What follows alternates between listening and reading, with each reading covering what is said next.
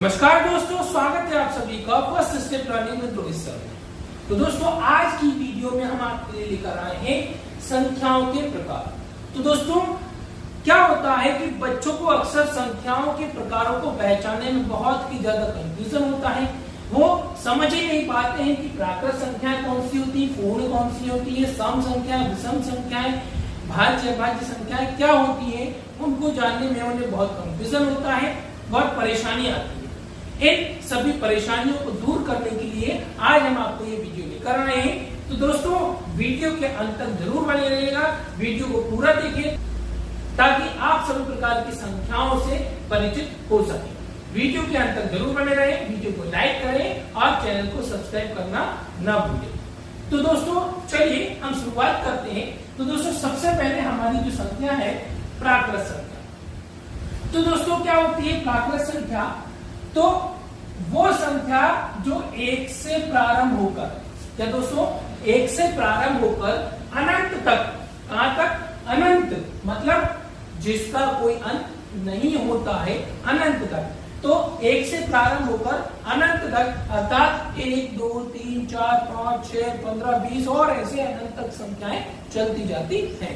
क्योंकि हमारी संख्याओं का कोई अंत नहीं है, इसलिए एक से लेकर अनंत तक की वो सभी संख्याएं क्या कहलाती है दोस्तों? हमारी प्राकृत संख्याएं कहलाती है। ठीक है दोस्तों, आई होप आपको ये बात बहुत अच्छी तरीके से समझ में आ गई है। आइए हम आगे फोकस करते हैं अपनी दूसरे प्रकार की संख्या पर, जो कि क्या है दोस्तों? पूर्ण संख्या है। तो दोस्तों, पूर्ण संख्या क्या कहलाती है? 0 से प्रारंभ होकर, कहा दोस्तों? 0 से प्रारंभ होकर अनंत तक। ठीक है दोस्तों, क्या? अनंत तक, मतलब कि 0 1 2 3 4 5, है ना दोस्तों? तो कहां से प्रारंभ हुई दोस्तों? ये 0 से प्रारंभ हो रही है। 0 1 2 3 4 5 6 7 और ऐसे अनंत तक चलते जाने वाली संख्याएं जो है आपकी क्या कहलाती है दोस्तों? पूर्ण संख्याएं कहलाती है। ठीक है ना दोस्तों? आइए इसी क्रम में अब आगे बढ़ते हैं हमारे पूर्णांक, तीसरे प्रकार पूर्णांक की ओर। तो पूर्णांक क्या दोस्तों? पूर्णांक क्या होते हैं? प्राकृत संख्याएं, उनकी ऋणात्मक संख्याएं और शून्य। क्या दोस्तों? प्राकृत संख्याएं, ऋणात्मक संख्याएं तथा शून्य को सम्मिलित करने पर जो संख्याएं प्राप्त होती है पूर्णांक कहलाती है। ठीक है दोस्तों, आइए जैसे जानते हैं, जैसे कि -3 -4 -5 0 1 2 3 4, इस प्रकार से सभी धनात्मक, सभी ऋणात्मक और शून्य, इन सभी को सम्मिलित करने पर आपकी किस प्रकार की पूर्णांक संख्याएं आपकी बनती है। और दोस्तों, पूर्णांक को दर्शाने के लिए कौन सा? आई का चिन्ह। ठीक है दोस्तों, आई मींस इंटीजर, आई से इसको प्रदर्शित किया जाता है। तो दोस्तों, आइए आगे बढ़ते हैं। इसी क्रम में संख्याओं के अगले प्रकार के बारे में जानते हैं, जो कि है हमारा सम संख्या। तो दोस्तों, क्या होती है सम संख्या या विषम संख्या? बहुत ही आसान है इनको पहचानना। तो आइए इस पर ध्यान देते हैं। जिन संख्याओं के इकाई का अंक 0 2 4 6 या 8 हो, क्या बच्चों? 0 2 4 6 या 8 हो, क्या हो? इकाई का अंक हो। इकाई के स्थान पर 0 2 4 6 8 हो, वे सभी संख्याएं सम संख्याएं कहलाती हैं। ठीक है ना बच्चों? क्या कहलाती है? सम संख्याएं कहलाती हैं। या आप ये कह सकते हैं, वे सभी संख्याएं जिनमें 2 से भाग चला जाता है, वे सभी संख्याएं जिनमें 2 से भाग चला जाता है सम संख्याएं कहलाती हैं। जैसे कि हम यहां उदाहरण के तौर पर देखें कि भाई 372 372, यहां पर इकाई का अंक क्या है दोस्तों? 2 है। इकाई का अंक 2 है, इसलिए है सम संख्या है। बाकी आगे क्या है? 3 7, हमें उनसे मतलब नहीं, हमें सिर्फ इकाई का अंक देखना है कि इकाई के अंक के स्थान पर क्या है और उसके अनुसार हमको सम और विषम बताना है। जैसे एक और उदाहरण के तौर पर देखिए दोस्तों 1074। तो दोस्तों इकाई का अंक क्या है? 4 है। 9966। तो दोस्तों इकाई का अंक क्या है? 6 है। तो दोस्तों बस सिर्फ इकाई का अंक पर, तो दोस्तों सिर्फ इकाई के स्थान पर ध्यान देना है। 0, 2, 4, 6, 8 इनमें से कोई हुआ तो वह सभी संख्याएं सम संख्या। ठीक उसी प्रकार से दोस्तों हमारी विषम संख्याएं होती हैं। ठीक उसी प्रकार से हमें विषम संख्याओं को पहचानना है। तो जिन संख्याओं के इकाई का अंक 1, 3, 5, 7 या 9, क्या दोस्तों 1, 3, 5, 7 या 9 हो तो वे सभी संख्याएं विषम संख्याएं कहलाती हैं। बहुत सिंपल है। जैसे कि उदाहरण के लिए हम समझते हैं यहाँ पर 241 इकाई का अंक 1, 953 इकाई का अंक 3 है यहाँ पर, 7665 इकाई का अंक यहाँ पर 5 है दोस्तों, 9981 इकाई का अंक 1 है। तो दोस्तों इकाई का अंक देखते जाएं और सम और विषम में भेद करते जाएं, है ना। सिंपल, बहुत ही आसान है। आई होप आपको सम और विषम संख्याएं पहचानना आ गई होगी। इसके बाद दोस्तों हमारी संख्याओं के प्रकार में भाज्य संख्याएं और अभाज्य संख्याएं। तो आइए हम समझते हैं भाज्य संख्याएं क्या होती है।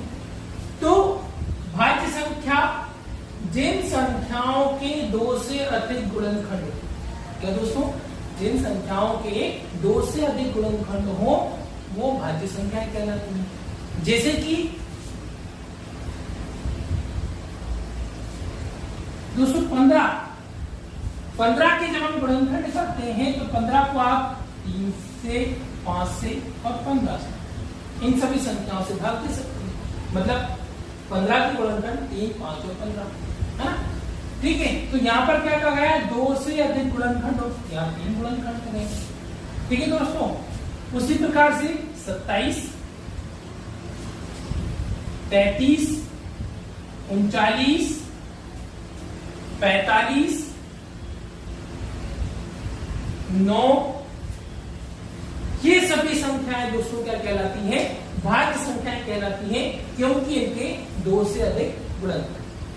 या दूसरे शब्दों में हम बात करें तो भाज्य संख्या आप उन्हें भी कह सकते हैं जो किसी भी पहाड़े में आ जाती है या जो अपने अलावा किसी और भी संख्या से विभाजित हो जाती हैं, वो सभी संख्याएं आपकी भाज्य संख्याएं कहलाती हैं। ठीक उसी प्रकार से अभाज्य संख्याएं, तो जिन संख्याओं के केवल 2 गुणनखंड, क्या दोस्तों केवल 2 गुणनखंड, 1 तथा स्वयं संख्या, कौन कौन? 1 और स्वयं संख्या। ठीक है। तो जिन संख्याओं के केवल 2 गुणनखंड, 1 तथा स्वयं संख्या ही हो, इनके अलावा मतलब 1 के अलावा और खुद वह संख्या के अलावा और कोई गुणनखंड ना हो, ऐसी संख्या अभाज्य संख्याएं कहलाती हैं। या दूसरे शब्दों में ये कहें कि वो सभी संख्याएं जो अपने अलावा किसी अन्य पहाड़े में आती ही नहीं है। ठीक है। क्या कहा दोस्तों? वह सभी संख्याएं जो अपने सिवा किसी और पहाड़े में आती ही नहीं है, वो सभी संख्याएं अभाज्य कहलाती हैं। ठीक है दोस्तों, क्या कहलाती है? अभाज्य संख्याएं कहलाती हैं। जैसे कि